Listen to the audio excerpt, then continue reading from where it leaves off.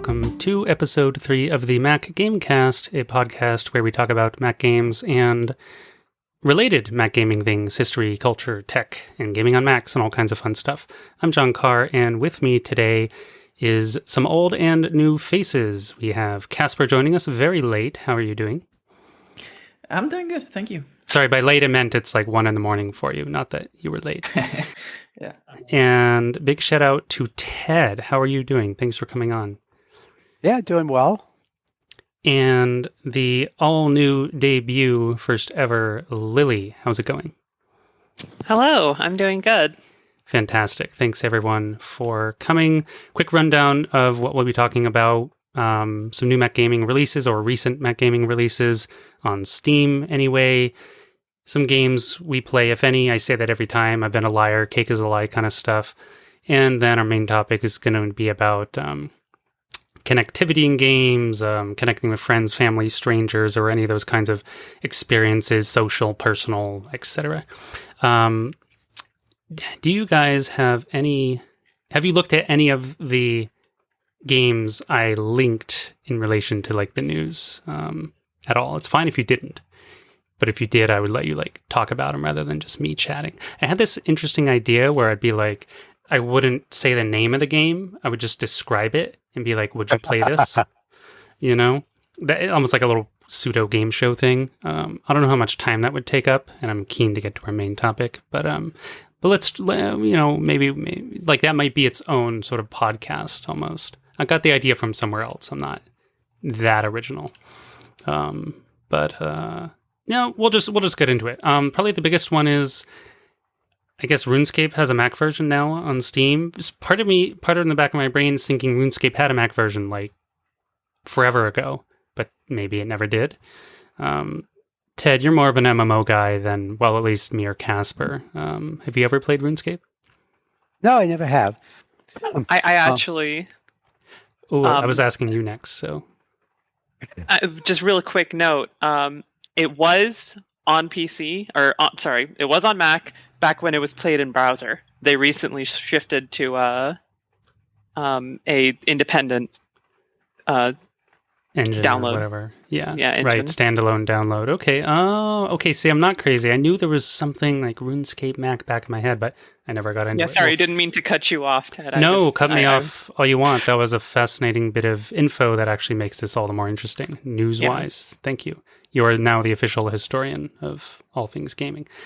Speaking of history, so it's not out yet, but is it right to say it was like, was it the observance, 107th observance of World War I was the other day? I don't know what the exact word is. I think, but anyway, there's this company, developer, publisher called M2H who makes Verdun, Tannenberg, and the upcoming Isonzo, a collection of World War I shooter, tactical. Well, is tactical the right word, Lily? How would you describe these games? Probably more of a tactical shooter, yeah. Right? No run and gun Call of Duty stuff here. Yeah, if you try and run and gun across an open no man's land, you're not going to have a great day. Yeah. It's going to be a very short day. What's interesting about the game, you know what's terrible, not about the game, about me, is I have a written Verdun review from like 2014 or something that I believe never got published. But it's there. It's on my computer. Anyway, it's a great game. I had a lot of fun. I played some of it with Lily back in the day. It focuses a lot on trench warfare, which is really cool. Because, typical World War I or II shooters, whether it's Call of Duty or some other ones, like, I don't know, Hell Let Loose, or there's other names I can't recall.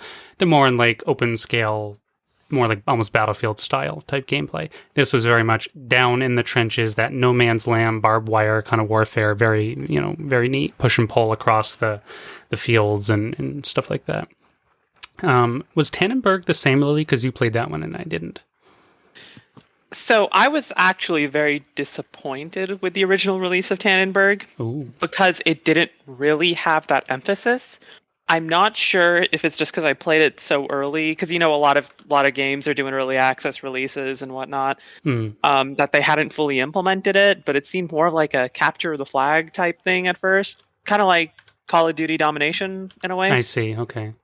But when I looked back at it later, it was very similar to Verdun, just obviously translated to the Eastern Front. So, at least in my opinion, they made it better. Cool. Right. So Asanzo is going to be placed in the Italian front up in the mountains in the Alps, apparently. That sounds pretty cool. Graphics look way better. It doesn't have a hard release date other than 2021, but the previous two games always had Mac support, I believe, from launch, which is why I'm mentioning it. But go, and also I think the first game was free on Epic Game Store or something recently. Maybe it's not currently, but it was. So that's also what made me think about it. Or it was on sale or free, something like that. So it was RuneScape. Asanzo isn't necessarily new. That isn't really worth mentioning. The only other thing, there's a few other little games people might want to check out if you're into like simulators, strategy, casual stuff, mini motorways. It's like this sim planning thing with your city. Where you got to build the roads for your cars efficiently. And I never got into those games, but they're very popular somehow. There's this really odd sort of robot fighting game, which I've never heard of somehow, but just got out of early access, called Clone Drone in the Danger Zone. And it basically reminds me of like pixel robots fighting with lightsabers, pretty much. Or voxel robots, not pixel. Wrong word. So that was interesting. And apparently it's well rated on Steam's, and it's got a whole campaign and multiplayer PvP and co-op and all this stuff. So it sounds like a fantastic name. I'll give it to it. Yes. Clone Drone in the Danger Zone. It's a little, like say it 5 times fast. But it's overwhelmingly positive on Steam, so it must be good. I've been, it's got a promotion right now. You can save a whopping $2 or $3 on it from $19.99 to $16.99. Boom. Those sales almost kind of make me laugh. I mean, it's still a savings if you're going to buy the game, but it's not like, whoa, a sale. Anyway, publishers are going to do that. The last bit of news, Mac Gaming news, another upcoming one, Total War Saga, Troy. Have any of you, what's our familiarity level as a group with Total War, if any? Casper? I've played Total War Medieval ages ago, like back when that was actually a new game. Like the first Medieval, not the Medieval 2. Sure. And then I played a tiny bit of Troy. I think like 30 minutes to an hour. So okay, well that's good. It's a good starting point. So you might have I want to talk about that briefly. Ted, you said no experience from you. Yeah, nothing at all. No. Gotcha. Lily, how about you? I've played every single one. Nice. Yeah. I'm a bit of a Total War fan. It's right up my alley, Absolutely. It definitely is. So, sorry. Troy, I was really hyped for Troy because I love that time period. I like the whole Iliad Odyssey thing, all the myths around it. And the game, in one way, captures that very well. I don't want to get into like a whole review discussion, but I do want to talk about it a little bit. For one, this has been an Epic Store exclusive for almost a year. It's coming September 2nd to Steam. If you're some weird Epic hater, I say weird because I don't believe you should hate on other platforms that aren't Steam. Well, it's coming. And what's also coming is an expansion pack called Mythos. And this is really interesting to me because I believe this should have been in the base game. What do you mean DLC should have been in the base game? What I mean is, Casper, because you've played it, and Lily, I presume you have. There's gods in the game. You can worship various gods, Zeus and so on and so forth. You have, legendary heroes like Achilles and so on. And they have their own unique powers and abilities. Like Achilles is very temperamental and moody. He can get like really angry or really depressed or whatever, and you kind of have to manage his temper, which is funny. So each person you pick has kind of a little bit different way to play, but you can, offer, I forget what it is, prayers or tribute to the gods, and based on the level you offer, they grant you various benefits. So the gods are in the game, the heroes are in the game, but then when it came to any sort of, mythical monsters of the era, whether it's, I don't know, Medusas or Cyclops or what have you, they're like, whoa, we can't have any of that in, which is a little contradictory to me. I suspect they may have done that consciously to avoid being too similar to Total War Warhammer, maybe, is my guess. because that's still the most popular Total War game. Well, Total War 2 specifically now. And when Total War 3 releases end of the year or early next year, I'm sure that'll take the crown. But now they're adding this Mythos DLC where you can actually go and like fight and recruit monsters like Hydras and what's in here. Cyclops and some of the things I just mentioned. Supercharge your armies with divine powers. It's like, that's really cool. Why wasn't this in the base game? As far as I know, Troy was designed as a bit of an experiment by Creative Assembly and Sega and all that. I mean, they offered it for free day one on the Epic Store. Yeah, that was really cool. That's it was just free. I actually played it. Yeah, exactly. That's where I got it. So they just gave out like essentially like presumably like millions of copies of it for free. And it's what did they call it? It's a Total War Saga game. And before that there was Total War Britannia and maybe one other. They're like Three Kingdoms. Three Kingdoms. Wait, Three Kingdoms was a saga? I believe it was. I'm not sure about that. That's accurate, yeah. Okay.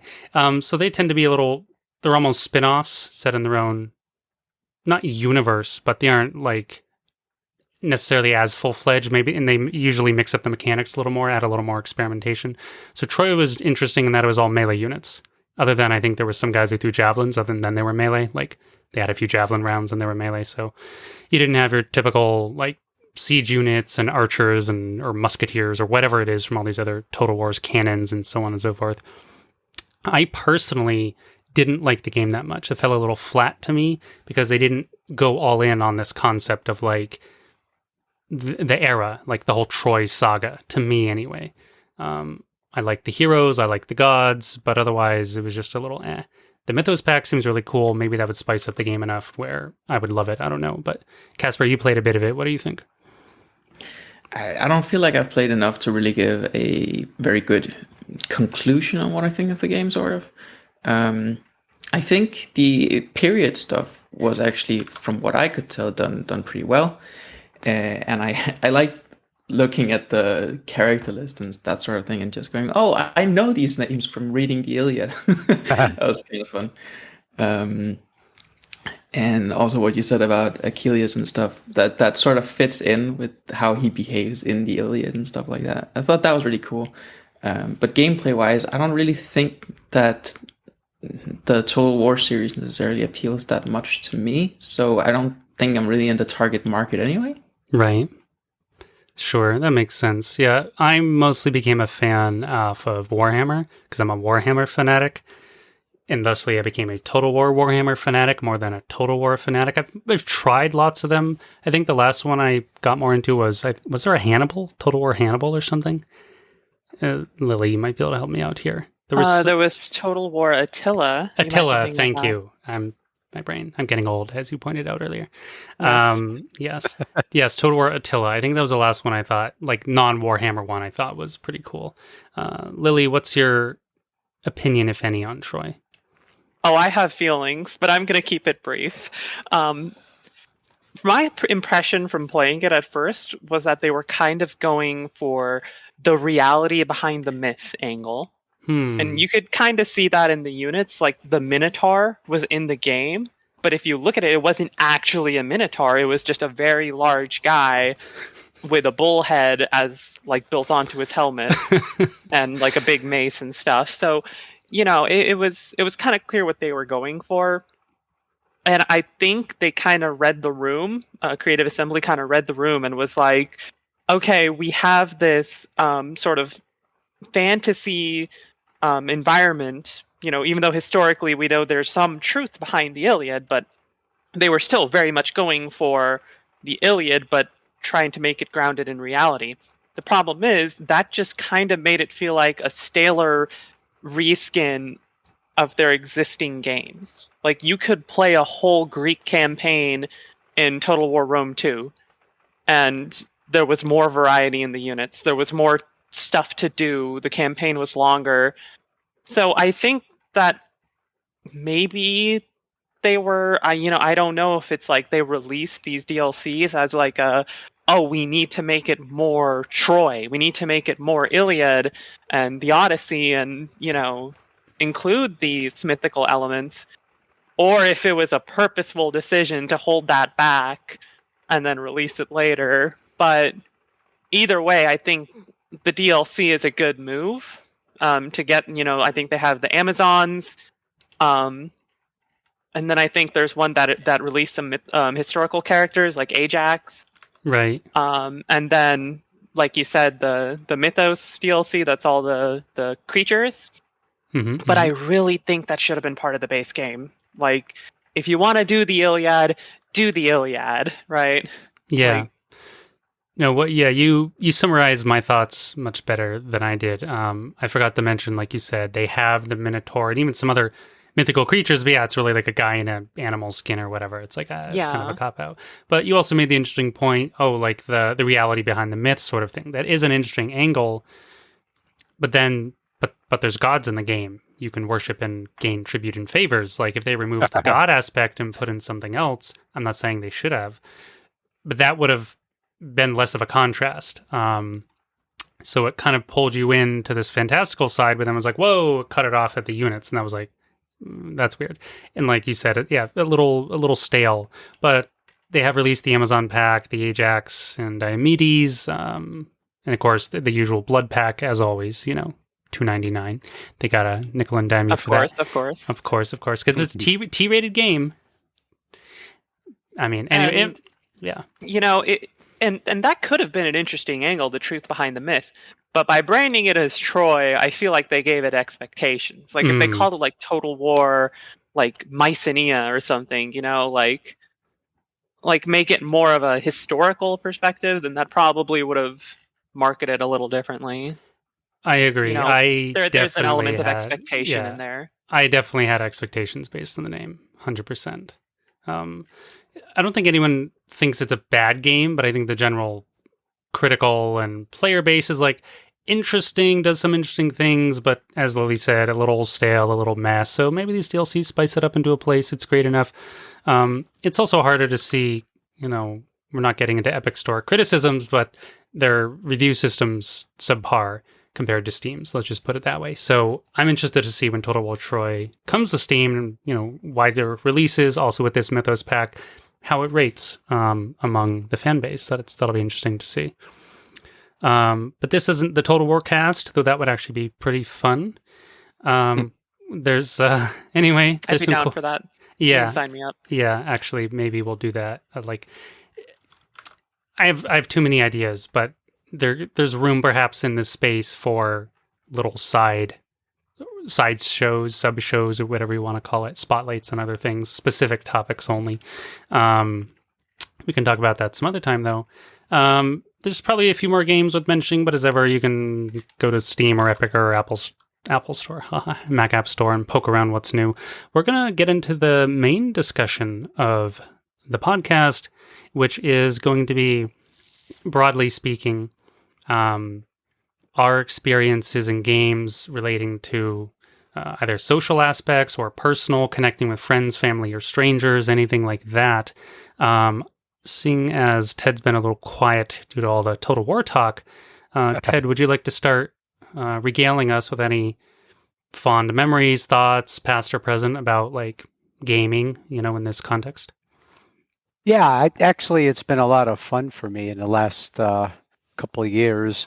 I've been playing with one friend for probably 25 years. A variety of different games, which every one of them had a Mac version. Oh, nice. He's a PC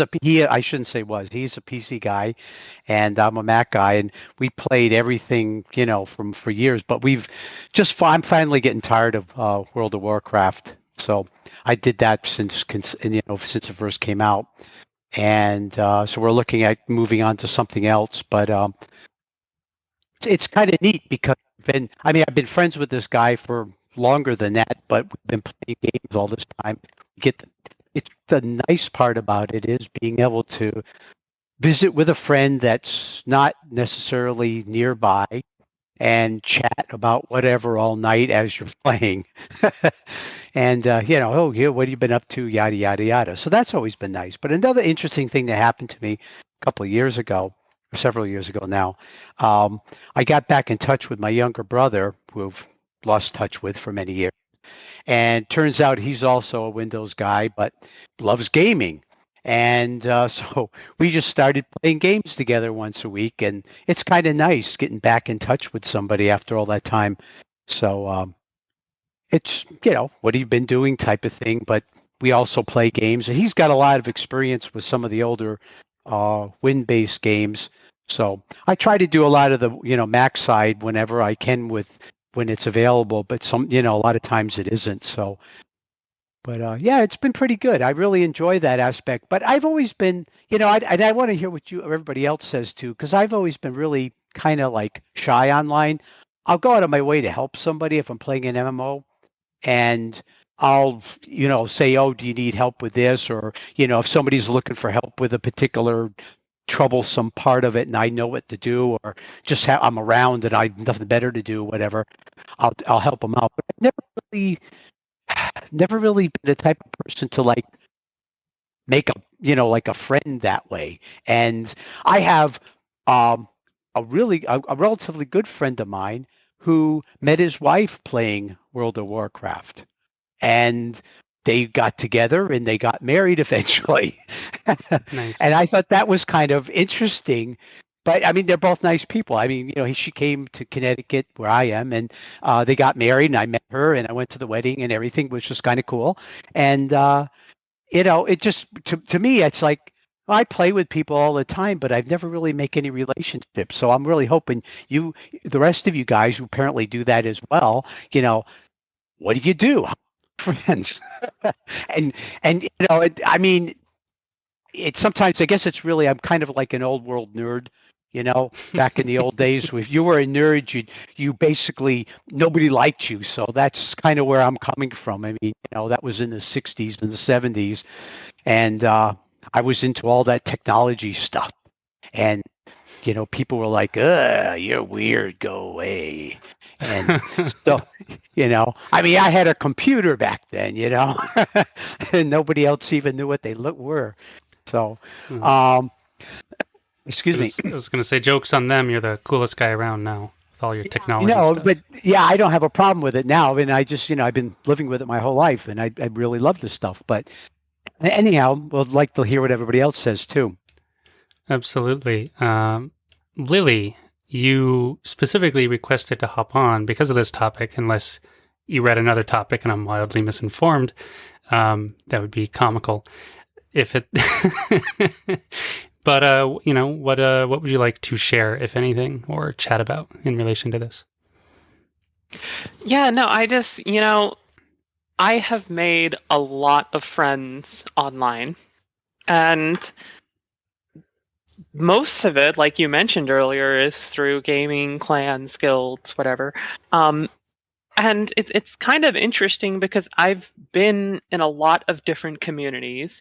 I've had an interest in FPS really early on. I actually met you in Call of Duty. Yeah, Black Ops 1, let's go. Black Ops 1 on the Mac.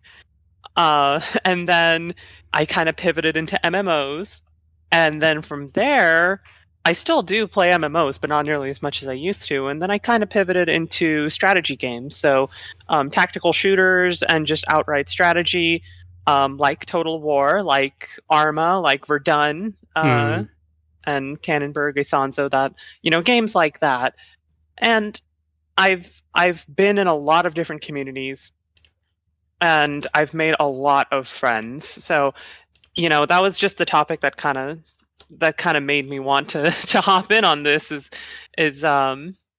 we talked about how games can be a tools for connecting with friends and family, and it's like when I think about the friends that I made, I have friends in New Zealand, in Australia, in South Africa, in England, on the other side of the States, in Canada, just all over the world, and it's really moving to think about sometimes that I would never. Just no chance I would have met any of these people if it weren't for, oh, hey, that that clan in Final Fantasy 14 looks cool. I'll join them. And then I just talk to people, or that clan in Black Ops, like this random guy, John Carr, he seems like a neat person. I'll talk to him. And so that's just a really magical thing I feel that gaming can accomplish. It's just providing us with those bonds that we never would have shared otherwise. Absolutely. I'm going to refrain from commenting right now and hand it over to Casper to talk first. All right, so I'm going to take perhaps a slightly different angle to it, because as a lot of people or as regular listeners will know is what I'm trying to say, I am mostly interested in single-player games. I do play multiplayer games, but I mostly play single-player games. But that being said, I still think that single-player games even can be something to bond over, and even a powerful tool for bonding with people. One aspect that separates games from a lot of other media and entertainment is the interactive aspect to it. And I think that interaction and personal connection to the things that happen in the game, because you're not just passively observing it, you're involved in it and engaging with it. I think that creates experiences that when we talk to other people about them, we talk about them in a different way than if it were a film we were talking about or something like that. So while two people who both watched the same film might have a conversation like, oh, what did you think of it? And did you enjoy the twist or whatever, right? If two people have played the same game, there are so many conversations that can spring from that, like, did you even experience this aspect of the game that I experienced? Because you might have taken two different paths if it's a story-driven game or something like that. And you can talk about the differences in the experience in that way and gain interesting conversations from it. And even the language we use when we talk about the games will often not be this happened to the character, but you'll say things like, I discovered this monument in this game or something like that, and personalize it to the I did this in the game sense. And I think that way we use the language and the way we feel about the games in that aspect creates something interesting in conversations and bonding. Now, on a multiplayer aspect of things, that interaction aspect to games also means that we won't just be sitting in silence. We might engage and talk while things are happening. And something I've been playing recently is a lot of tabletop games, but it also digitally, right? So using websites like Roll20 or programs like Tabletop Simulator, you can play tabletop games with your mates or strangers for that matter through the internet. Both of those are functioning on Mac as well, of course, Roll20 being a website, and Tabletop Simulator works on Mac as well. And I've used those tools to play, for example, Dungeons and Dragons with people online and made really good relationships with people that way. And mostly I'm, as I said, a single player person, and I don't necessarily engage with that many online games and communities in that aspect. But when you have that sit down and talk to people and engage in an active activity like that, I feel like it's easier to bond with people, even at a distance, which it will be if you're talking to someone thousands of miles away online, right? Yeah. You get to do something together. Yeah, it's really cool. I like the angles. All of you have mentioned Ted's older than all of us, so we went through a different time. I caught a tiny bit of that growing up, not a lot, but a little bit of even stigma from some of my family and friends. Honestly, like, he's kind of the gamer guy. He's a little too much into gaming. I mean, I would still run around and play outside and whatever too all the time, but it was a very deep passion of mine from when I was young. And I never had the desire to make games, but I knew I just love computers in general. I do web development now, but I just love gaming. It's a big part of my life. And on both aspects, both on that single player side, for the reasons Casper was just talking about, you can have some amazing conversations with people over a single player game. Often, again, whether they're story driven or narrative or not, usually maybe if they're not necessarily story driven, there's often like, well, maybe it's you could choose a different character or a different class or something. I played the soldier, I played the engineer, or whatever, basic examples. And, how was that? Or, I had access to these gear and you didn't, or I could do these actions and you couldn't. And then it's cool to talk about it like that as well. I absolutely agree. Tabletop Simulator is really cool, has all kinds of games in it. The digitalization of board games has been very interesting to me because they are coming out with standalone apps for some bigger games in the board game space. What they call designer space means not Monopoly or Clue or something, but like bigger games. Root or Wingspan or Gloomhaven, these are like top rated games in the designer space, and they have like standalone apps now on Steam. You can just go and play them again, play them with strangers, friends, solo co-op, whatever. And it's even gone reverse where they're taking video games and making board games out of them. There's some notable ones. Slay the Spire, they're making one. Frostpunk, what's it called? Darkest Dungeon, some like notable PC Mac games. That's a separate conversation, but it's kind of, there's this sort of crossover space now where I'm into, computer gaming heavily, specifically, also into the board gaming hobby. So I'm having some sort of these crossover conversations with people in different spaces, different communities, but I don't want to get too far into that tangent. That's just been me lately. But historically speaking, my biggest drive has been either joining or creating communities in the gaming space. Starting way back when I was 16, I joined a Warcraft 3 clan. Shout out to like OG Blizzard back when they were good. Haha, burn. That was a very interesting experience at the time. My best friend had just moved overseas, actually, who was 15 with his family. One of my brothers was off in the Navy. My other brother was off working. My sister, I think, had went to college. For some reason, it was just me. And my father had to go work, and it was just me and my mom in the house for the winter. So that was like my first foray into gaming communities. Before that, I had been playing multiplayer games. I would dabble in StarCraft, a lot of Myth. Shout out to Bungie, back when they were Mac only. Woohoo! A lot of Myth and Myth 2. I played tons of that multiplayer. I never joined like a group, just a lot of hopping in games, and they had their random chat rooms and stuff. You could yak with people. So that was like my first multiplayer stuff. But then Warcraft 3 came along. I loved it so much, and I was just feeling this need to connect with some other people, make some friends, because my friends had moved away or were away. And my sister, she's my twin. I'm close with her. She was off, so I'm like, I wasn't conscious. I'm just looking at it now, in hindsight, what drove me to that. And I met some, random people and joined a clan. And then like the leader left and suddenly I was put in charge randomly. I don't even know why. He's like, I'm out of here. You're in charge now. I gave you all the permissions and admin and everything. I'm like, what? So that started that.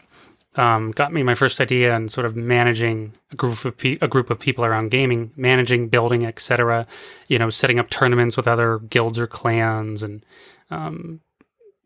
friendly challenges and skirmishes or whatever. And that really appealed to me. Later, I got into that pretty big with Halo. Halo 1, of course, was on the Mac back in the day. So that was a lot of fun. I actually didn't know that. Say what? I didn't know that Halo was on the Mac. It was wonderful.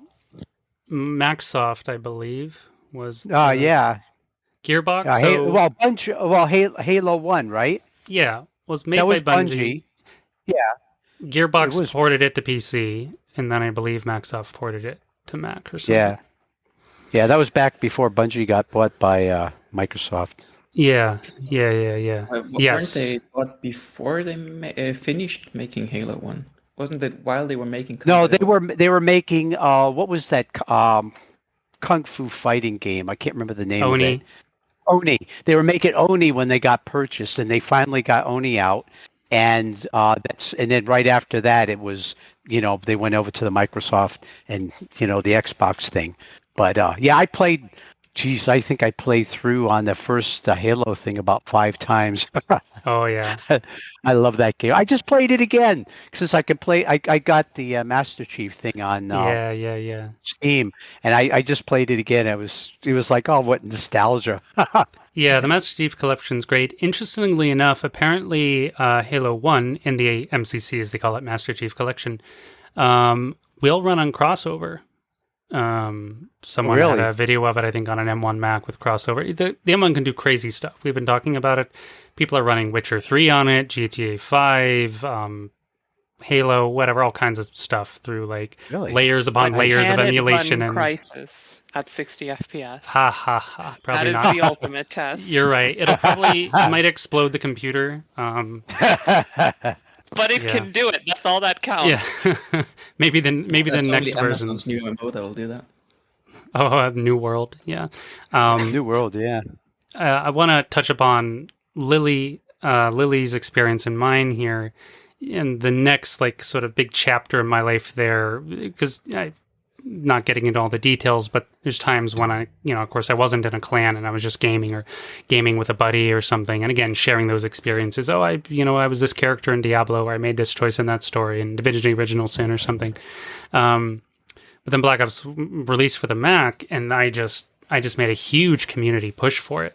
I was out there advocating for it, sharing it, it can run on this 2013 MacBook Air. I had a nice iMac at the time, but I was also seeing what the absolute minimum it could run at, because it was way below system spec for a MacBook Air. I was your advocate for the MacBook Air, if you remember. I was the one I don't. 2013 MacBook Air. Oh, okay. There was I'm trying to think, why did I do that? And I rented my own server for it because it had, player servers at the time. I made 2 clans around it. I got into voice chat. Of course, back then it was TeamSpeak, Vent, and Mumble, I think might have been newish. Or if it wasn't new, it's what I just got into. And that spawned this whole sort of domino effect of other Mac people getting into making their own Mumble groups and all this kind of fun stuff, their own custom servers and with rules. And it was a really fun time. And we got pretty big because it was all Mac users. And there was quite a few people on the server. It wasn't Discord, it was Mumble. I don't know. At any given point in the day, it seemed there was 10 or 20 people on. I was working from home then, and before I'd come back, there was just always somebody on doing something, playing usually Call of Duty. I mean, I think my Steam log is at 2,500 hours for it or something. Put a lot of time into it, a lot of fun, just multiplayer, clan stuff, custom matches. We used to do 1v9s or whatever. Do you remember Justin, Lily? Muzzle Tough? Of course, I remember Okay, Justin. so brief aside.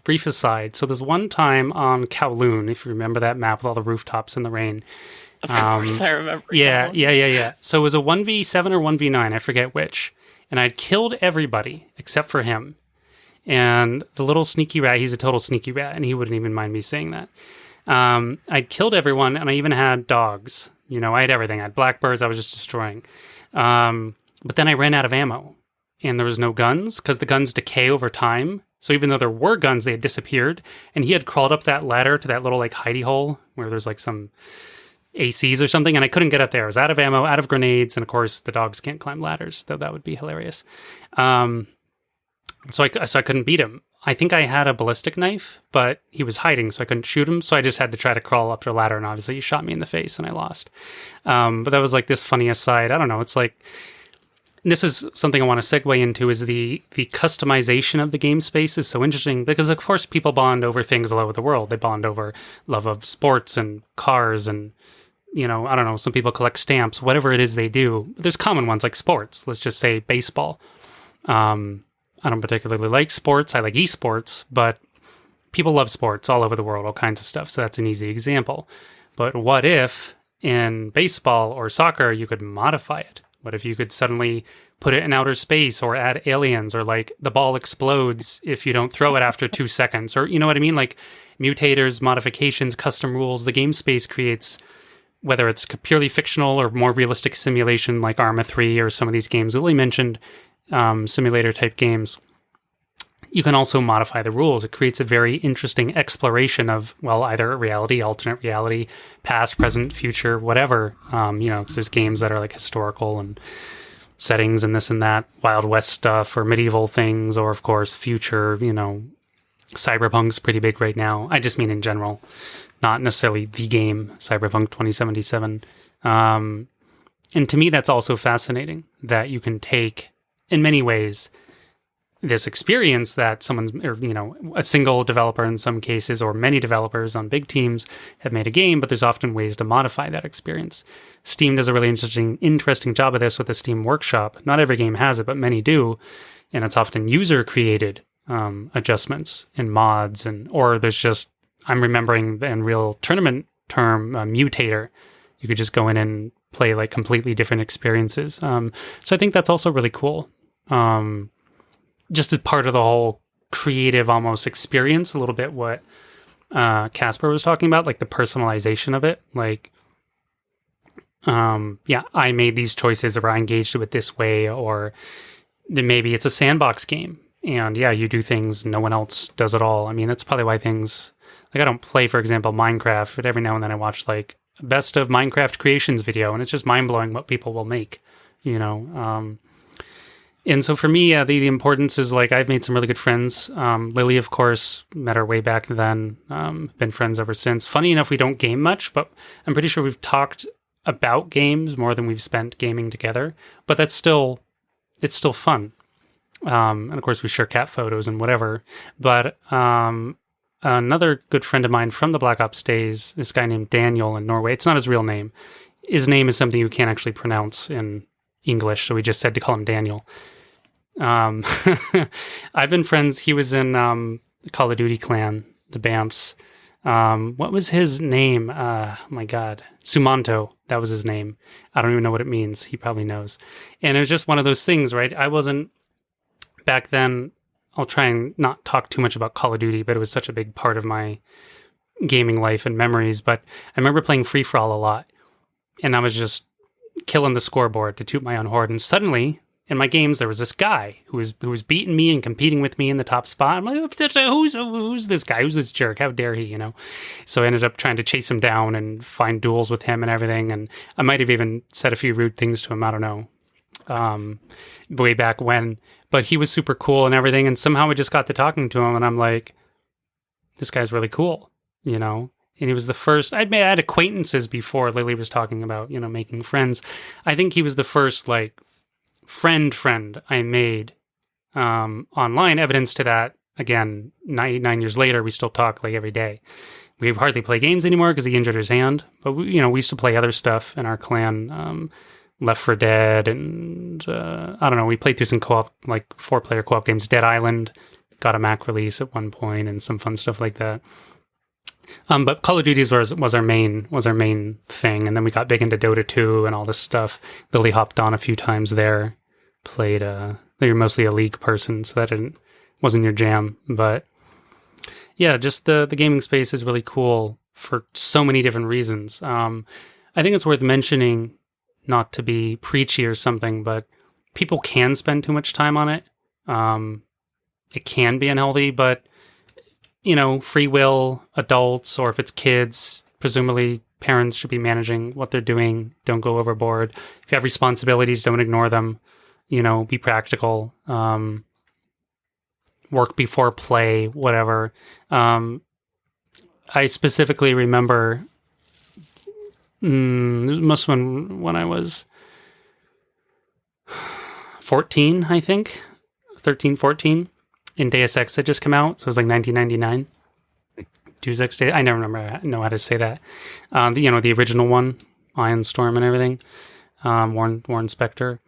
And I think I played it not all in one sitting, but in a course of a day for like 6 hours, 5 hours, and that was like insane. It was like the most I'd ever played. I remember telling my buddy who did some gaming at the time, and he was like, "What?" It like blew his mind. Like it was impossible that anyone could spend that much time playing a game. Now it's probably fairly common.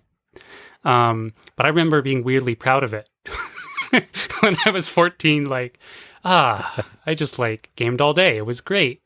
I mean, I'm 14. I was just doing some school and whatever, but nowadays, no, I couldn't really game for 6 hours straight. I guess there's a few things I might have binged, but not often. Go ahead, Casper. Sorry.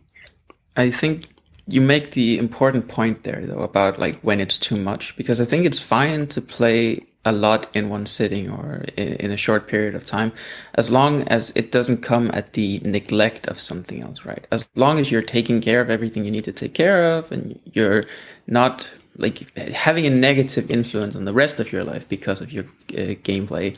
Right. Play as much as you want, I think, right? Absolutely. I'm really mentioning it not because of direct experience, but well, maybe my buddy Daniel, actually. I think he injured his hand gaming too much. And he was like well-to-do. He didn't have to work, but he had school. And then like he gamed so much, mostly on like World of Warcraft and Diablo 3, like he injured his hand. And then he had trouble writing, and like then he got, well, it was a real wake-up call from like, whoa, I got to get serious. And he just hard cut gaming. Like he was kind of a hardcore guy that way, and got really into like fitness and therapy. I think he's still like, but he hardly games anymore as a result of that. But now he does his school and stuff. I mean, I don't know how much it, I guess where it happens doesn't matter, but I remember reading occasional stories of like, man dies in gaming cafe from gaming nonstop. I mean, that's really extreme, because they're just playing and not eating or sleeping or drinking water, and they just keel over and die. It's like, okay, clearly they have some issues, but just gaming's great. Just got to be responsible. That's all. And then again, I'm not trying to be like really preachy and get into it hard. I just want to mention it because here we are talking about how great games are, and a little bit of what I've seen. I don't have kids. My brother's two older brothers do, and my oldest brother has started to introduce games to his kids. One's 13 and one's 9. And he has them on stuff like Minecraft, but in creative mode, not the like PvP where there's like monster zombie mode. He doesn't want them just like fight, kill, rah. He wants them to show some creativity and like build things and explore and sort of learn that. Some simple like puzzle and RPG games he has them play as well. So you maybe have to demonstrate some critical thinking, like, oh, I have to switch to this character or that item, to overcome this obstacle. And he used to be a school teacher, so he's interested in it from like that, what do they call it? Pedagogics, I think, like information and learning of children and all that, or how they learn and how they absorb information and all these things. And that was the first time I had really gotten, welcome back, Ted. That was the first time I had seen it from that angle, and I thought it was really cool. Like, oh, that's neat. Because I've rarely interacted with kids online, other than the occasional, like, some reason there's a kid in an M-rated game or lobby, and they're like, guys, I'm a kid. Could you, like, stop swearing or something? And you're like, why are you here? But sometimes everyone's super cool about it and, like, watches their language or whatever. So that was interesting to me to see that, and every now and then I think at a friend's house, he played a little Call of Duty, Black Ops 3 or something, this 13-year-old boy. But mostly he plays, some like basic things with some parental oversight, not too strict, not too, just, go crazy and play whatever. And of course, not play all day, all the time, do your schoolwork, do your exercise, play with your sister, do your things. Here's some gaming time. I think that's healthy. But of course, that's purely individual. Parents can do whatever they want with their kids. I just thought observing it. My brother had visited recently. He lives in Sweden, actually. So that was just very interesting to me to observe that and have discussions about it from his angle. He grew up doing a little gaming, but not a ton. I think he's the one... Oh, we lost Lily. I think he's the one who introduced me and my brother to, like, Unreal Tournament, or maybe even CSGO or something. He was in the middle. He joined the Navy for 4 years, and then he visited and like, wow, there's this like game everyone's playing, like Counter-Strike or something, or some version of it, CS6 or 1.6, I don't know. And back then I was barely using the internet and mostly reading like Mac Addict magazines, or I might have got a PC Gamer or something. But so just interesting stuff, the way creative spaces, personal spaces. But yeah, I've made some amazing friends. Lily and Daniel, I'd say the top two for sure. Another fellow named Rob, who wasn't a Mac guy, a PC guy, but playing games that were available on Mac, like Ted was talking about earlier. Played a lot with him as well, like played through Divinity Original Sin, which is like 80, 100-hour RPG together, and I forget what else, some other games, and a few PC things that I stepped into either on streaming or boot camp here and there, but pretty good friends with him as well. But a lot of it's just like, you know, a lot of people, I find I like to play something for a while, but then I typically like to move on to something else and maybe occasionally play that other thing I used to be playing. But after, you know, like 2,500 hours of Black Ops or like 3,000 hours of Dota, I'm like, I'm good. I want to go have some new experiences, you know? And some people are like, absolutely, let's go have some new experiences. And as the leader of like the clans and the server owners of like Mumble or Discord or whatever, I was sort of in charge of that direction. And some people went off to play other games entirely I didn't play. Like there was a big Rust group that broke off because sort of a big Rust whole 10, 20 people went to get big into Rust. Some got into like Ark, these sort of MMO-ish action adventure survival-y games that I tried, couldn't really get into. I ended up like teaching Dota 2 for years and like Heroes of the Storm and some other fun things. So there's so many things you can do in the gaming space, whether you want to play directly, whether you want to maybe help other people. Ted touched on this, helping other people. It's funny because I am an introvert in the real world, IRL. But in the gaming space, I tend to be not shy at all. I tend to be like, hey, hi, how are you? Let's do this thing. Let's team up. Let's make a guild. Let's make a clan. Let's go, or whatever, you know? So that's interesting as well. I'm very comfortable in technology, and I think that's where that confidence comes from, as opposed to not in technological spaces. I'm less confident, definitely more quiet. I don't think shy is the right word, but definitely more quiet. I tend to be quiet for sure. But then when it comes to gaming, I'm like, I'll talk your ear off for 3 hours, you know? Yeah. I'd also consider myself fairly introverted, but I also think that something that makes it easier in the context of games, but also other things, is that it's a structured thing, right? So when you're playing a game, there's like, we can set a goal and say, let's do this, rather than just having a loose-ended, like, hey, you and I will talk now. Okay, what are we talking about? There's not, there's a structure around games, and I think that might make starting social interactions at least a bit easier. I'd agree with that. Ted, what do you think? Yeah, no, that sounds good. Yeah, because it gives you a common topic, or even if you're just talking about a game, like I like Casper's idea of, I do a lot of, single player games too, but it'd be really nice to talk to somebody about things and learn other experiences and stuff. So yeah, the commonality of that gives you a structure, things to talk about, or a direction, which I think that helps with interactions. Yeah, definitely. Lily, what do you think about this? I'm gonna tie it back into something you said earlier, if that's okay. Absolutely, whatever you want. You were talking earlier about sort of with kids limiting how much games are played. And you talked about the risks of letting a kid play too much. I found myself on the other side of that spectrum. When I was in high school, my parents were very controlling, and especially, me being a girl, yay, it was always seen as a very boys being boys thing to play video games and all that. So, but also more importantly, like, oh, you need to focus on your studies, you need to focus on your extracurriculars, on these sports you're playing, on your instruments. And it's like, I came to associate all of those things with just work. And that was really when I would spend time with my IRL friends, my in real life friends, that I found myself not really having any time to unwind from the comfort of my home. I lived an hour away from my high school, so I couldn't ever really just go over to a friend's house, So I really did try to get into gaming, and I think you might remember, John, when when we would play Black Ops together, I would always be like, "Hey, I can't be too loud because my parents might hear that I'm playing video games." And you know, yeah.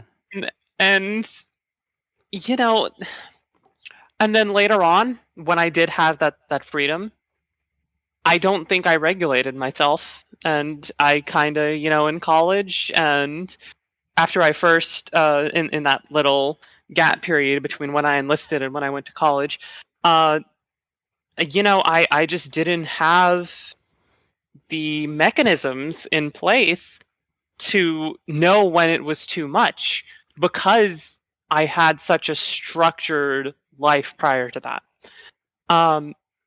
So I think there is definitely, especially in the modern day with how interconnected everything is on the internet, there is some worth in actually letting kids play video games. I'm not even going to get into the whole like hand-eye coordination and memory and all the things that video games can supposedly help you with, but the most important thing is that social aspect. Like, think about the COVID lockdown. A lot of us couldn't physically go talk to people, and video games was the only way, especially for me being in the military. Like, sure, some people might still be able to go talk to each other and hang out and stuff, but me being in the military, if someone, if an MP or something reports me being with a certain group, it's like, okay, I get in trouble, like in real life trouble.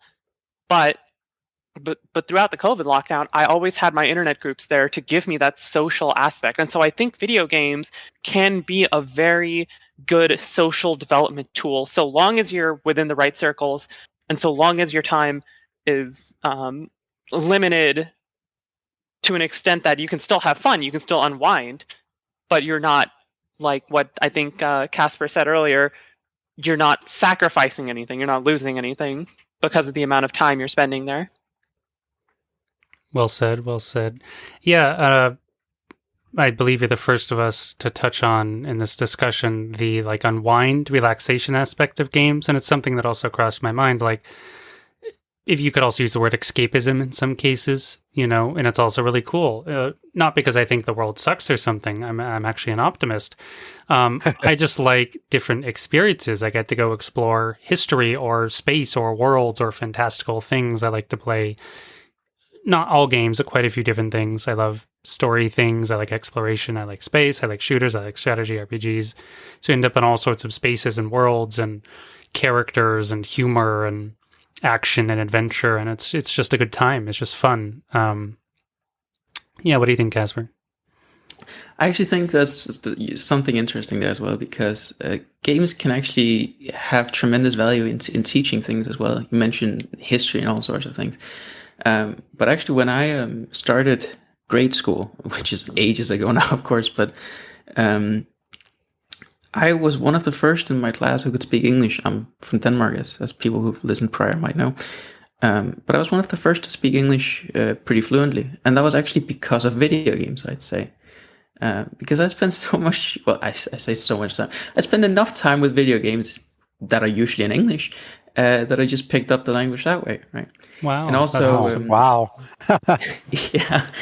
And also things like, I was probably too young to play it, but still I played God of War. And while there's a lot of things in God of War that are not accurate to the methods it portrays, I knew about a lot of the Greek gods and things through that before I had about them at any level of school or anything like that. And, you have to sort out the things that are inaccurate, but you get a baseline of knowing who Hephaestus and Zeus and Hera are and so on. And it made it easier to learn things, I think, and have mental images of how to think about all these characters you had to learn about in school. That's really cool. I like that a lot. I definitely also, other than, there's this brand of games. I don't even know if they particularly exist. They probably still exist, maybe in more in like the mobile space. They call them edutainment, entertainment, education, entertainment. Yeah. I used to play a fair bit of those, some like math and division things, and there was like interactive encyclopedias, which were pretty cool. learning about animals and this and that. But the historical stuff always fascinated me, or the mythological stuff. Love that. Greek mythology, love it. Norse mythology, absolutely love it. So any game that features that heavily, I'm like, gimme, gimme, gimme. Probably one of the better recent ones would be Hades. Very interesting. Of course, its own spin completely, but gives a lot of character and personality to these otherwise mythical beings. And, it's an interesting jumping off point, as Casper was saying. Pulls you in a very interactive way. You're not just sitting there in a desk reading a book. For some people, that's perfect. Some kids just soak that up like a sponge. For others, it's like, oh my God, get me out of here. They need something maybe more visual, something more hands-on. Or again, okay, maybe you just put them in front of a documentary or a movie. Okay, well, then you're just watching. I always love the hands-on aspect. I'm controlling a character. I'm making decisions, That was always much more involving, or I was way more invested in those kinds of experiences, whether it was educational or pure entertainment or some mix of the two, myself. Yeah, you were. It just made me think of a couple older games.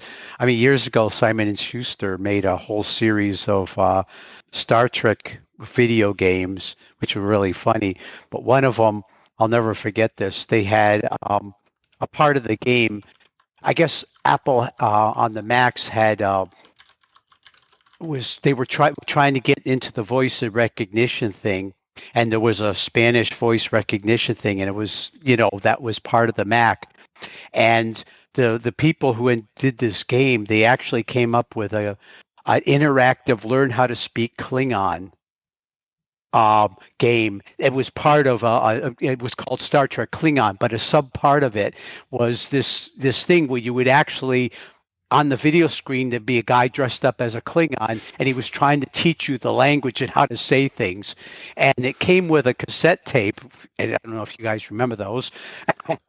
And it was like, Klingon for the business person, things you should say and things you should do if you got into a bar, how to start a fight properly and things like that.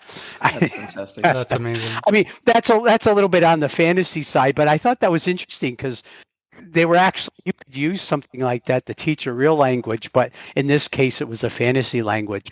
But another aspect that you were talking about that really appeals to me is like a lot of people watch videos, TV shows, and stuff like that. And I always think of most of the video games I play like an interactive novel, in a sense that instead of just reading somebody else's words on a page or watching the video on a screen, I get to actually partake in the world and interact in it, which to me it's just the next step up from reading a good novel or watching an excellent movie.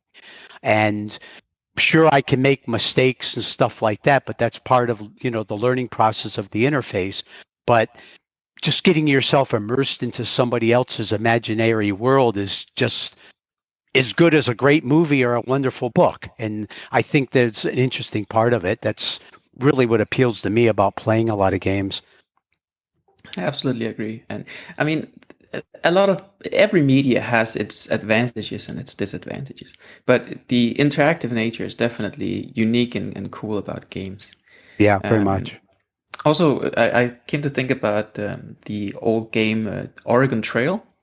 Oh yeah, because that was also meant to teach about the historical aspect of settling America and stuff, right?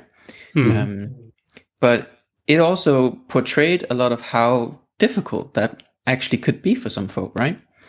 And I think that a valuable thing there, if you were trying to teach someone about the history of that, is that you don't just tell them it was difficult for these people.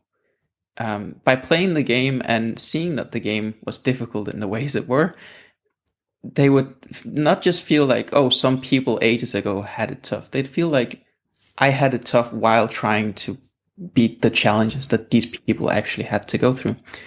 The Oregon Trail also has a remastered version available on Apple Arcade where they tried to give a bit more representation to parts of the historical nature of it all that wasn't represented necessarily as well in the original, like Native American stuff and all that kind of stuff. That's fascinating. I actually didn't know about the remaster, I don't think, on Apple Arcade. That's cool. I'm going to have a peek at It was that. originally made as just it was made by Gameloft, and they had a long made like mobile, specifically mobile games, like not an Apple Arcade cross-platform things, but very specifically mobile games. But they made this, and it's actually pretty good, even on the Mac.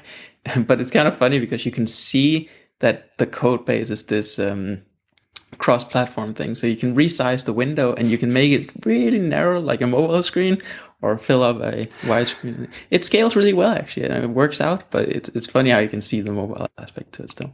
That is funny. I love the point you just brought up, though, about having players experience the sort of challenges, or at least give them as close as you can get these days, outside of like throwing you into a prairie with a wagon and a horse or something.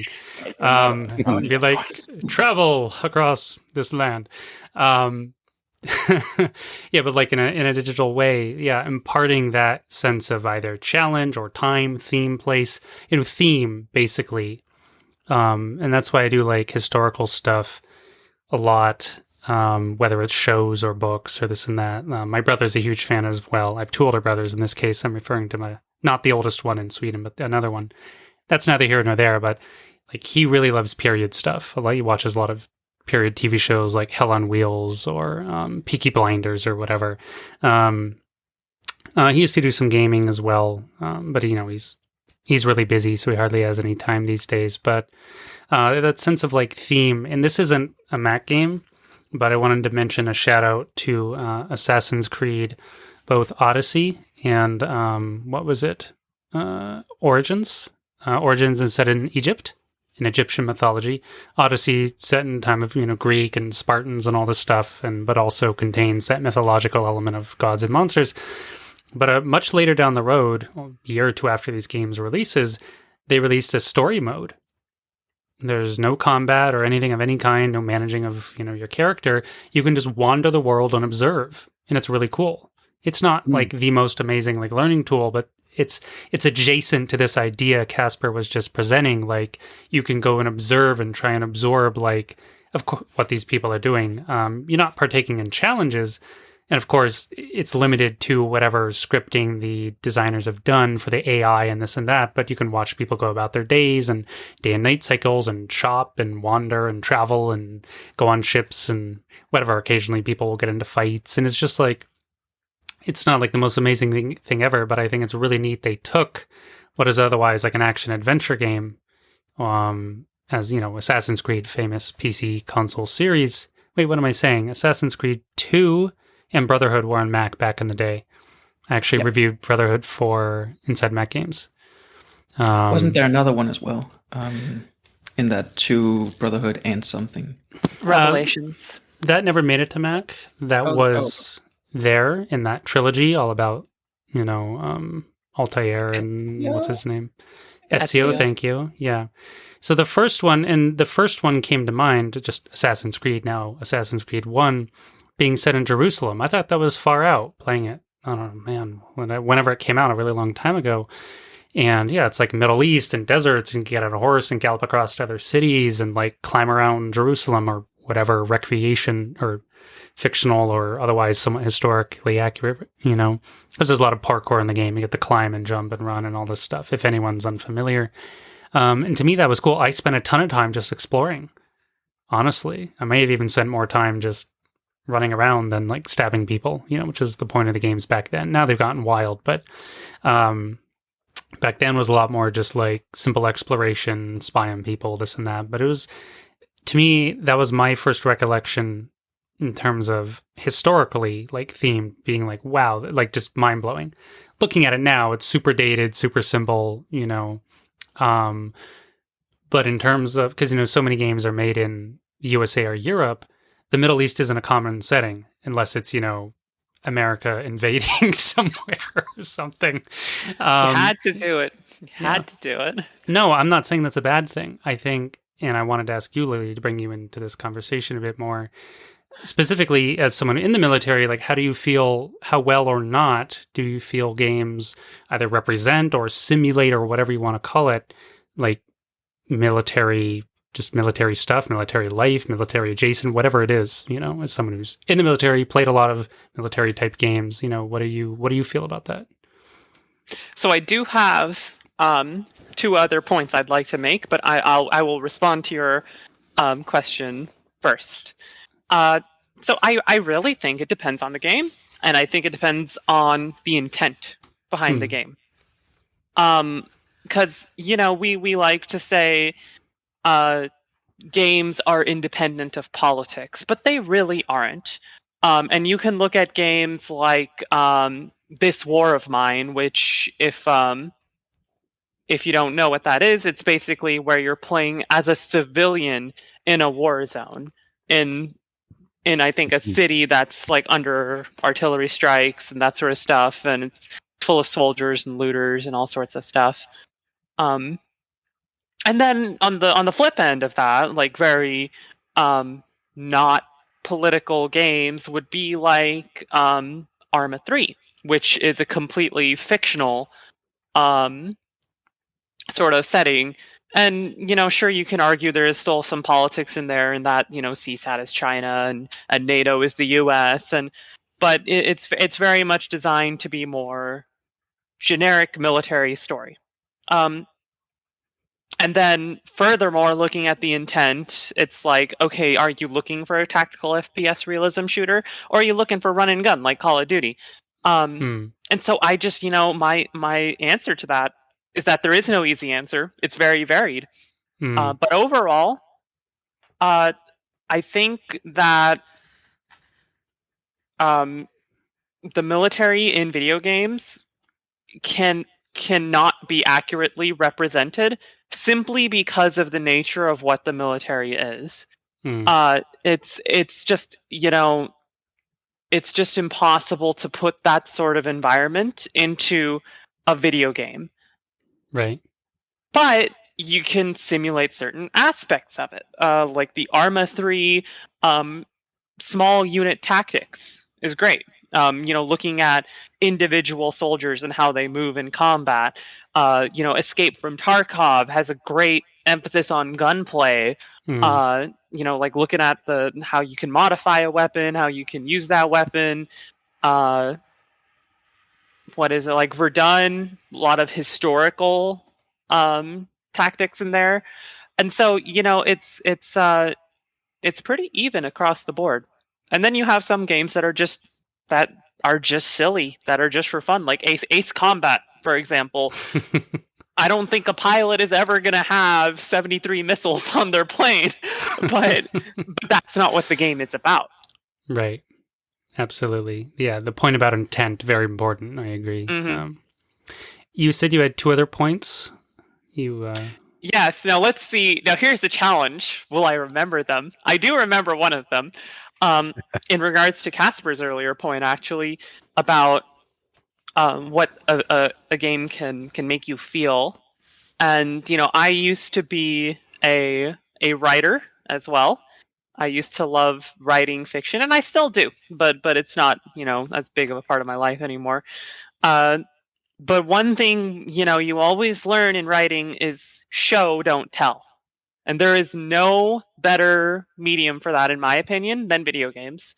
And I'm going to bring up the example of Mass Effect, which is actually going to tie into my second point, which I just remembered.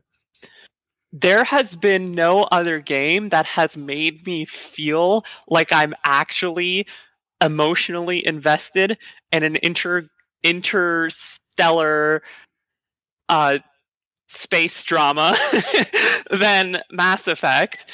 And that's not just because of the writing. I've read a lot of books that have similar things. I have seen a lot of movies and TV shows that have similar themes. But with Mass Effect, you feel that. You're in that story. You're watching these characters learn and grow along with you. You're in these battles, and the music and the intensity and the gunplay, the enemies, it's all just raining in on you, and you can really feel that story. And that's something that no book or movie can really match. But also on that note, books have their own pros and cons, and movies and TV shows have their own pros and cons. And so, it's something that I wish we could see more often, is video games being talked about in the same light as those forms of storytelling. Mm-hmm. And that's not something you see a lot in standard media. Whenever people are talking about new releases, it's always about a new novel or a new, more often than not, a new movie or TV show. And video games are always kind of treated like a side story, a novelty, but not really the main focus. And I think that's something that could be looked at differently. Right. And lastly, not to take up too much time, but to tie that into my last point. Take it all. It's very interesting to hear your perspectives. It's wonderful. Yeah, and thanks. But to tie that back into our original topic of community in video games, even single-player video games can provide that community. I remember I got into Mass Effect by talking about it with you, John, and I remember that you were talking about the Renegade route, which is, for people who haven't played the game, it's kind of the more wild card. Your character is a bit more of a action hero badass. And I played it that way the first time because he talked about it. And I was like, yeah, that was pretty cool. But then I played it my own way. And I decided to go down the Paragon route. And I made different decisions than you did. And I found it so much more enjoyable when I played it that way. And we talked about them. We had discourse about that. And I think that's an interesting thing that these sort of video games can provide. Even if you're playing a single player game, you can share that story because everyone has a different experience with it. Everyone has a different view on it. And especially in games like Mass Effect or Destiny 2 or, the Oregon Trail, everyone's got different experiences in it. Because the game gives you those options. And I think that's another sort of social aspect that people don't really think about when it comes to single player games. Is that, you can still share that with the community and you can talk about it with other people, like-minded people, and bond over that. Yeah, a funny little note on that, actually. You talk about the different routes you can go down in the games like that. And I sometimes find myself, like, even if I want to make a quote-unquote badass move or maybe even be mean or something, if the game is written well and the characters feel believable, I'll sometimes look at the dialogue options and go, I can't be mean to you. Yeah, absolutely. No, I do remember. So back in must have been 2007, buddy of mine, IRL, real life buddy, was also into gaming. PC guy, but he also owns a Mac. He mixes back and forth. He had this huge chunky laptop. This, like, it could kill you if it fell on you, laptop. And we played Mass Effect on it. We were both working at the same job at the time, way back then. And on our off days, all we do is literally just play Mass Effect all day. And we called it Crack Effect. It was so good. It was so ridiculous. We were so drawn into this world for the reasons. That's where I got that from. It was from you. Yeah. No, I was telling, like, oh my God, there's this game. It's so good. It's Crack Effect. And I called it Crack Effect to my friend, and he was like, what are you talking about? I'm like, is that not just a thing? Do people not say that? It's just you. You did this to me. Sorry. But I also remember, talking about this Renegade and this Paragon stuff. And I was like, oh, I didn't go the Paragon route. So in this scene, in this moment, what did your character do when you chose these options that I didn't? It was fascinating to hear about. I think I accused her of being a goody two-shoes or something. For me, not to get too much on a tangent there, but, like, I don't think of myself as some, like, badass, mean guy, but I enjoy being evil or mean in games when they give you the opportunity, just because it's so completely opposite of at least who I think I am. And in Mass Effect, it's pretty tame. It ends up meaning, like, you might punch a guy out. I think you can punch a reporter in the face is, like, a classic one. She was being very rude, to be fair. And what Casper was saying, like, oh, I can't be mean to you based on these options. So I definitely feel that too in these games, even on a route where I'm otherwise evil. I meet a character who's nice or does me a good turn or is just, like, very interesting somehow. I'm like, yeah, I can't do anything mean or bad to you or whatever. Like, you're great. Or I'll go out of my way to, like, protect them if there's some reason or quest to do so or something. Quick aside about Mass Effect to make it Mac related, not Mass Effect 1, but Mass Effect 2. We'll circle back around more to streaming, and episode 5 is our current plan. So OnLive was the first commercial streaming endeavor that I know of back in 2011. It's called OnLive. I forget the company behind it. It may have just been OnLive. And it was a streaming thing, and it was crazy. You could create an account and stream 720p games to your monitor. No download needed. It was like, what? It was crazy. It was ahead of its time, and it died off a year or two later, a few years later, went bankrupt. And now streaming's all the rage 10 years later. So the bandwidth wasn't really there. But what was interesting is that a library full of games, it worked more like Stadia, Google, where you had to buy the game. But cool part, you could play any game for 30 minutes free demo. Okay, that was really neat. But the point I'm getting to for Mass Effect 2 was on the service. But every other game could be played. However, Mass Effect 2 was not playable on the Mac through OnLive. Why is that? You don't need a platform. Because back then, I did some digging, and because there was a Mass Effect 2 Mac port in the works by somebody. Oh. And there was a licensing issue, and they didn't want it on OnLive for Mac users because they were making it for Mac. But you ask, but where to go? I don't know. It never materialized for Mac. But it was very random. It was literally the only title in the entire game you couldn't play on Mac. It wasn't a restriction. It was it's not that the computer wasn't capable of playing it. It was just streaming it. It was because they put a block on it for Mac users. That got me all hyped. And I remember talking about it back in the IMG days somewhere. There's, probably some forum threads about it or something. But random little tidbit. Supposedly it was supposed to be coming. Didn't happen. But yeah, that was a fun little bit of trivia for Mass Effect 2. Interesting. I remember on Live, and I actually think I played a couple of the 30-minute demos things on there, but I don't remember anything about it other than that. But yeah, it was pretty cool. And the demo concept actually seems to have died out a bit in the last, decade maybe. But demos were pretty cool. A good way to try out a game and see if you liked it before you invested in it. I'm a huge fan of demos. I could talk about demos all day, really. So many big games, big for me games I bought because of demos, whether it's Unreal Tournament or Quake or Deus Ex or Rainbow Six or Diablo 2 and all these things. It looks kind of interesting. I might like it, but I don't know if I like it enough to go spend $50 on it or whatever it was. And you play a demo and you're like, wow, this is really cool. I'll buy it or I'll save up for it or whatever.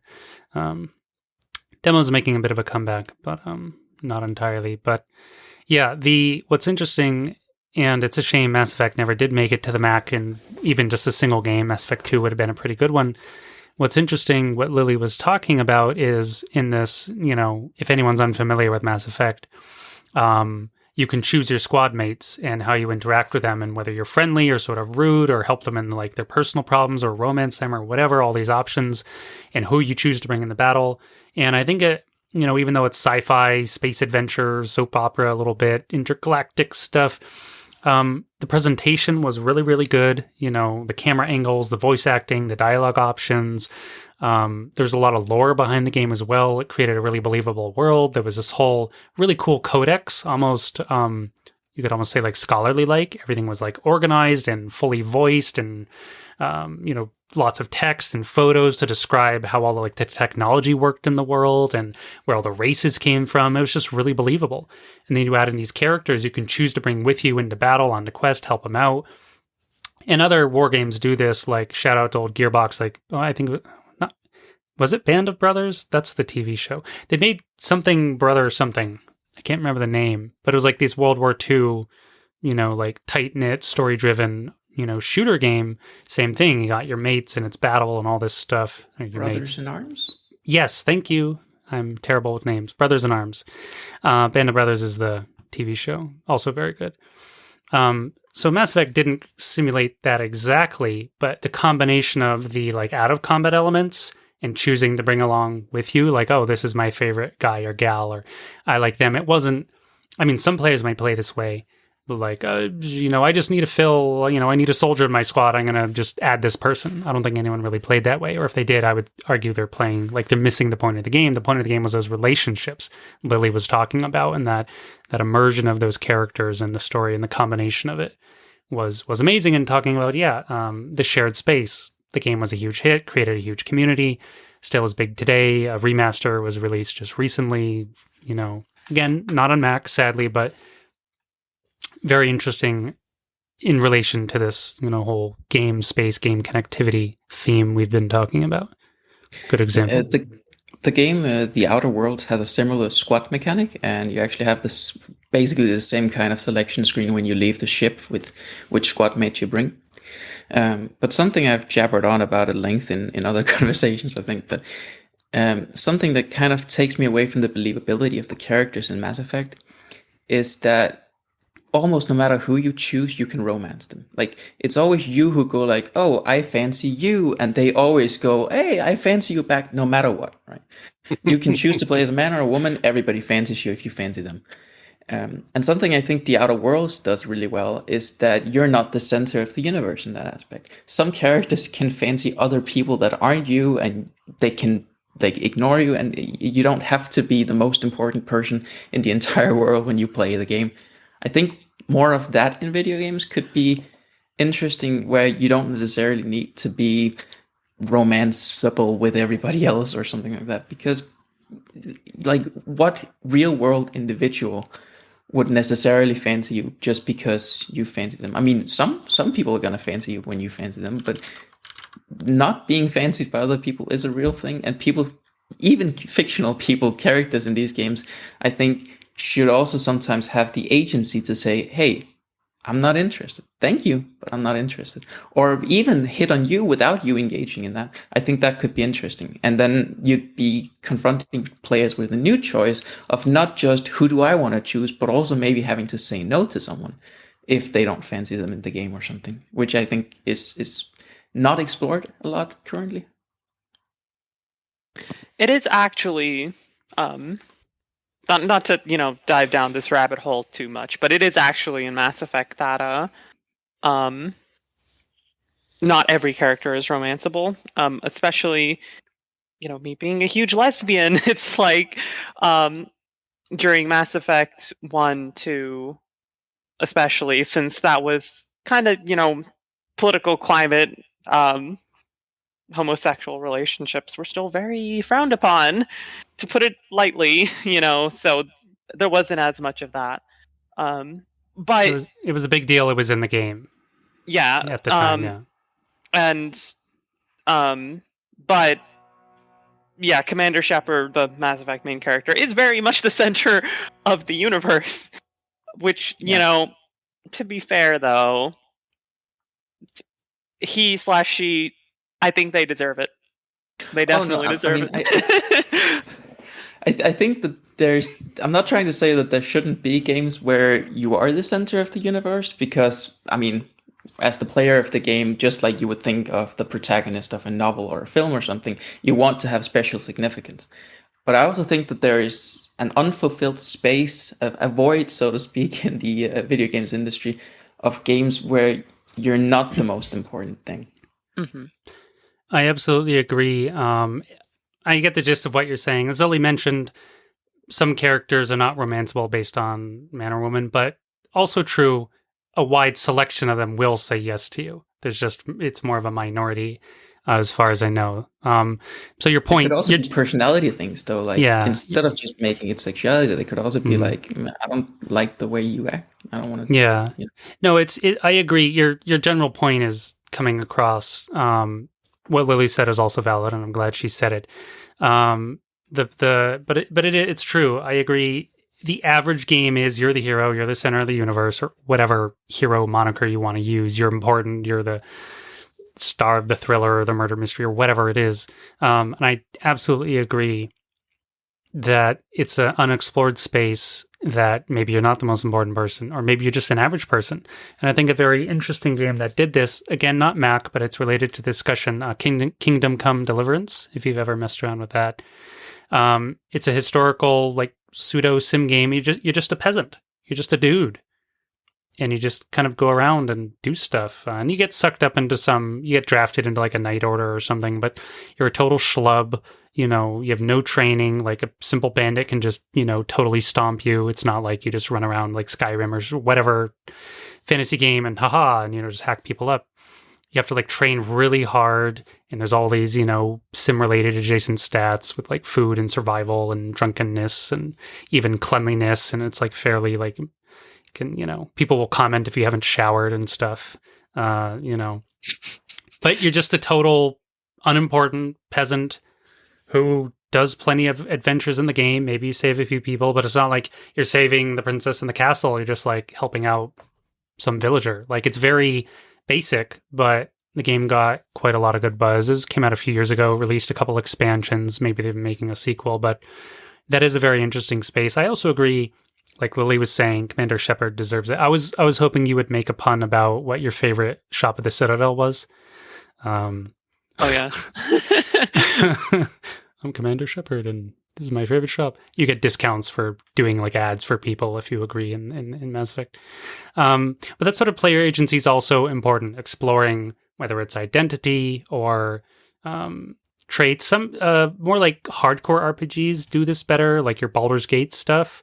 More like pulling from true tabletop systems, either hiding them or directly using them. In the case of Baldur's Gate 3, it's like there's like a dice shaking around on the screen and some resolving encounters and whatever.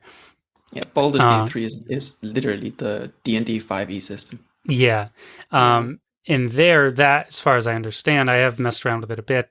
You know, characters will leave your party or break off a romance if you do things against those characters' values, or, you know, you hurt them in some way, or miss out on something really important to them. Like they'll let you know, like, hey, like this is a problem. They've done that even in some older games way back when. There's the Baldur's Gate 1, Baldur's Gate 2, and some other games I'm not remembering. But I agree that it's unexplored, that idea. And I would personally, this conversation's taken a bit of a turn, but still, I would like more of a blend of those two, maybe, where even if you are somebody important, but there's also more the like other character agency going on, and maybe people will come up and hit on you or talk to you or befriend you or hate you for some reason, you know, you may not know. And this shows up in little ways in various games, but I think it could be explored more. It could be explored more, especially with the technology, you know, they have these days. I mean, require maybe a bigger team. Like indie games explore like fractions of these concepts in often very interesting ways, whether it's psychological, mental, emotional, or these short stories about Lily, did you ever play Gone Home? I don't believe so. Oh, but okay. It would be. You need to play that. You really need to play that. I cried so hard when I played it. Right? I have heard about it. Okay. And it's, you know, it's one of those games that I have on the list, TM. So, well, it wouldn't take long, 2 or 3 hours or something to play through it. You could just knock it down in an evening or two. I have it on the Switch, on the Nintendo Switch. So, well, I don't want to spoil the story for you, but it's really, it's the first game I recall just being, and this was actually on the topic list as well, like how do games make us feel. I was so moved by the story, even though I couldn't necessarily relate to it with the exact characters. I don't want to say more for spoiling the story because it unravels over the few hours of exploring this house and the characters' relationships through like notes and tapes and all this stuff and letters. It was just so moving and so well done. And you're the only character you're the only character in the game. There's no other like voiceovers other than tapes. There's maybe some phone calls or something. But there's no other like visible NPCs who like walk around or you watch them or something. You're just exploring the space. But the story is so well done and the ending is so like heart-wrenching. Yeah, I was just it really stuck with me for days or weeks even back when I played it several years ago. They're the same people who made Tacoma as well, not as gut-wrenching a story, but there's these very interesting explorations of games like Gone Home. It's really like, it's never a game I don't think like a kid could play and enjoy, because it's like, well, this is boring or this is stupid. Like, I think it's a kind of game I would go as far as to say, like, unless you have some either, it's like a game you need to have some notion what love is or being in love is to really comprehend, at least in some capacity, in my opinion. That's just my opinion. Really cool though, and more games like that I think are also good for the medium. Like, tying back to what Lily was saying, games as a platform or as a medium don't enjoy the same prestige as things like novels and movies in the general society, you know, fabric of society, or the same sorts of awards and recognition and all this stuff. Occasionally it pops out and things hop into the mainstream a little bit, but not super commonly. We tend to be within our own realm of gamers, geeks, nerds, and so on and so forth. Mm-hmm. Yeah, for sure. But yeah, Gone Home, amazing. I can't think of another one, but I can't think of names of just random indie games I've played that explore something psychological, or again, explore something love related, or even in some cases something heavier like suicide. I mean, you have to obviously do those kinds of things very carefully and intelligently, and some of them do. And of course, sometimes people just make these random troll games that released on, Steam or whatever, because there's no censorship or what, not censorship, that's the wrong word. No filtering. I can't think of the right word. I don't know. You run around and you're a school shooter. Ha ha ha. Like, I don't think those kind of games should be made. That's, that crosses a line I don't think anybody should be comfortable with, like this is, if people have violent fantasies towards yourself or others, well, I urge you to seek counseling and, immediately. And that kind of thing shouldn't be explored in the realm of fantasy and fiction. That's not good. That's just bad. That's just, it's just no good. A single level in Modern Warfare 2 comes to mind that set back the acceptance of video games in the mainstream by like a decade and a half. Remember, no Russian. Actually, I think that was an overreaction. That was actually, again, player choice. You didn't have to fire a shot in that level. You could just walk through. I think they might make a comment or two, like, why aren't you firing even or something? But they don't, like, force you to shoot. It's up to you. Yeah. The level was like skippable and all that. I confess I did some shooting. But yes, but it plays into that sensationalism. It does, but I think it was, I actually think Modern Warfare 1, 2, and 3 have a really good story, personally. Is it like realistic or a great representation of the military? Probably not. But in terms of connecting 3 shooter games together over many years, and not in the same way like Mass Effect might do with like save files transferring over and all this stuff, but in terms of like characters and the arc, and like I think World War III breaks out on the end and cities are like collapsing, getting bombed. I'm a sucker for spectacle, I guess, but there's some really key like twists and betrayals and some really exciting levels. So like if they had made that level no Russian and forced people to shoot, yes, no good. A lot of players probably did because they probably felt they had to, but that was the interesting part. You didn't have to. You could just walk along with your gun. And I didn't shoot a single civilian. I shot, I think, 3. I'm sorry, civilians. You're a horrible person. I am. And they have, but the stories were quite good in general. In the latest Modern Warfare 2019, again, sadly not on Mac, also had the same like disturbing content warning. I don't remember what the level was. I think it's some like flashbacks when you're kids and you have to escape and shoot a guy or something like that. But it was actually really well done. And, the little kid's hands are shaking and there's this heavy gun and people are like trying to kill him or kidnap their family. Like they're under duress. It's self-defense. It's not like kids running around shooting people. And I thought the story overall was like responsibly done. That was my opinion. Someone else may not agree. But I think... go ahead, Casper. Speaking of good stories and shooter games, though, have any of you played... what was it called? It took place in Dubai. Spec Ops the Line? That one is available on Mac, though I'm not sure it runs on newer Mac OS. It at least had problems with Mojave, so it might even be 32-bit, so not run after that. But it was on Mac at least. It definitely ran on my 2013 MacBook Air. Yeah, absolutely amazing game. I actually wrote a piece on Mac Games Store back when they were doing some features when the site launched. They're still there, though I don't even know if there's a menu option to see them, but it's technically published. And the piece was entitled, Why Everyone Should Play Spec Ops the Line. Oh, I remember that. Really just such a subversive game. It draws you in. We're running a little long here, so we'll wrap this up, but huge fan of that game as someone coming from that traditional like run and gun Call of Duty, or sort of more like war as entertainment in a sense, honestly. Spec Ops starts that way and draws you in thinking it's just going to be your dude bro military shooter in the desert thing, and completely slowly just warps into something absolutely brilliant and different and very subversive and very actually shows you the true horrors of war and makes you feel them. In some cases, forces you to unknowingly commit horrors. And then you go and like, it's an old game, so I can spoil this. You're told to, Lily, you may have to help me out with the like ammo type here. It's like phosphorus rounds. Like white Peter, the stuff that like burns people horribly. Yep.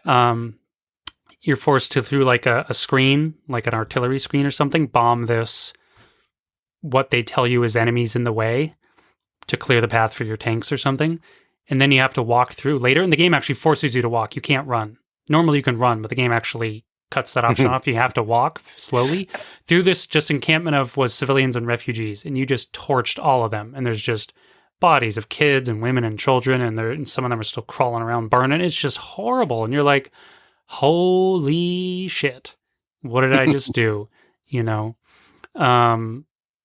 And probably, at least unknowingly was affected by that game. I'm not gonna lie. Like, just especially since my first job in the military was calling in artillery rounds. Right. Like, it was just such a powerful thing that stuck with me that I explicitly remembered. We were talking about calling in smoke. I explicitly remembered, yeah, that smoke is Willy Pete. That's phosphorus. Like, you don't want to call that in unless you're absolutely sure that you're calling it in on in either an enemy or an unoccupied area, because that is just torture. Right. For sure. But brilliant game. It goes on to also, first it's framing you as you're the heroes, you're saving you're the saviors of the land of Dubai or whatever. I'm broadly speaking.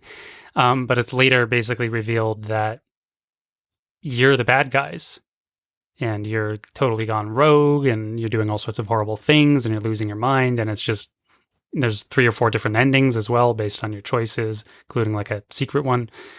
Totally wild game. And I wish, as Casper was saying, like unexplored space, I wish more games like that were made, whether military or not, even in other spaces. But I think it's important in like the military shooter space because they're so common. People don't take it like too much for granted or cheapen it too much. I don't know what the right word is to say, but that game was really just absolutely brilliant. Yeah, I wish there was more like that.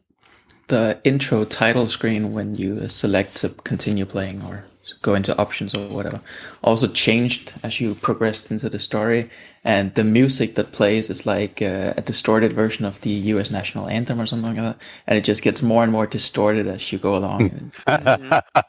Nicely done. Right. Yeah, at first, like, I remember the main menu music is very like heroic, and then at the end it's just dark. Yeah, took a bit of inspiration from Woodstock when Jimi Hendrix threw a distortion on his guitar and played the U.S. national anthem. Oh, that's cool. Right, you have some interest in music and guitars and things. But touching upon that again on the changing of the theme, I also recall again your squad started out really clean and crisp militarily, all whatever the jargon is. Again, how accurate that was, I'm not sure. Lily may have a comment there. Let's just say it was reasonably accurate anyway. But as the game went on, that order started breaking down. You started like screaming at your squad mates and they at you. Your characters start using like more language. You get more aggressive when you shoot people, like Joyous, your character. He starts like grooving, like on like killing people. It gets really twisted and really dark. Yeah. I think some like Heart of Darkness, Apocalypse Now type stuff woven in there as well. But yeah, music's changing. I think even some of the colors subtly changed to be a little harsher, or some of the effects even. And there's really interesting color palette, despite being set in a desert largely, or this like, what do you call them, sandstorms and stuff. Yeah, absolutely amazing game.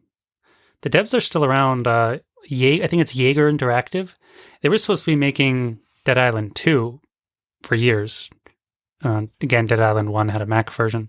But then they got pulled as the devs and someone else took on the project. And now Jaeger, I forget what they're making. They're still around, those same developers. But they haven't made it big and made tons of titles and this and that, sadly. But they're definitely, they're around somewhere working on something. I'd have to look it up. Yeah. I don't know if Spec Ops can still be played. 32-bit Apocalypse may have done it may have to be played in some other manner, but if you can get your hands on it, well worth it for sure. All right, lady and gents, we should probably wrap this up. But it's been really cool, and I think we touched on a lot of very interesting points and a lot of very interesting perspectives from all of us. Any other closing thoughts, comments, or whatever? Anyone's free to make, but I'm set. Casper, anything you wanna add? It's been good as always. Ted, sir, how about you? No, I'm good. You're the best. Lily. Yeah, it was fun. Remember to drink water. It's hot out there. Stay hydrated. I've been drinking. I think I actually hit my microphone with a glass of water at some point. I'll have to go edit that out, maybe. You can refer to my Discord status for my thoughts on this matter. Wait, oh. For a second, I thought you were referring to your something else. Yeah, makes sense. Okay, well, thank you very much. This has been wonderful. That'll do us for episode 3, and episode 4 will be coming next week. So thanks very much, everyone. Have a good night, or Casper's case, a good morning. Thank you for staying up so late for us. 3 a.m., I think, for you. You're a rock star. And Lily, really love that you came on. Really cool perspectives. Same for Ted. Love it. Great stuff. So thanks, guys. Yep. Good night. Yeah, I would love to swing by again. Thank you. Please do. We'd love to have you back. A big thank you to Kevin MacLeod for the intro and outro music. Be sure to check out his library on the web. You can find more episodes of our show on our website, macgamecast.com, or in all major podcast directories. If you enjoy the show, please consider commenting, following, or sharing. Thanks again for listening, and see you next time.